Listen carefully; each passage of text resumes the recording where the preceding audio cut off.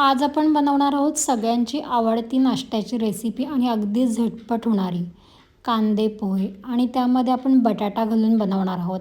काहींना यामध्ये हिरवे मटारही घातलेले आवडतात. तर सगळ्यात आधी आपल्याला पोहे धुवून ते चाळणीमध्ये काढून घ्यायचे आहेत. त्यानंतर इथे मी फोडणीसाठी एका पातेल्यामध्ये तेल घालून घेतलेलं आहे.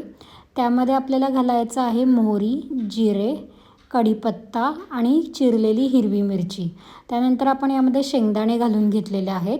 शेंगदाणे थोडे लालसर झाले की आपण यामध्ये बटाट्याचे तुकडे अगदी छोटे छोटे करून घालायचे आहेत. बटाटा थोडासा गोल्डन रंगाचा करून घ्यायचा आहे.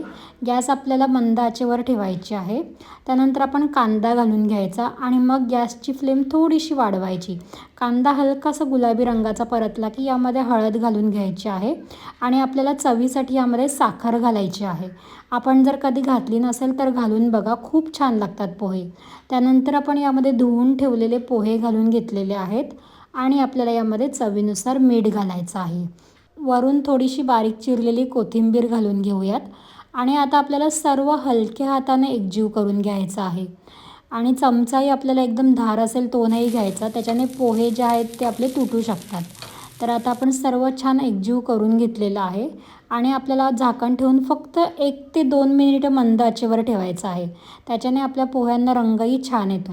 आता मी वरून बारीक चिरलेली कोथिंबीर घातलेली आहे आणि पुन्हा सर्व छान एकजीव करून घेते. आपले पोहे बघा मस्त अगदी मोकळे सुटसुटीत झालेले आहेत. पोहे खाताना मी यावर वरून चिरलेली कोथिंबीर, ओलं खोबरं आणि लिंबाचा रस पिळून घेणार आहे.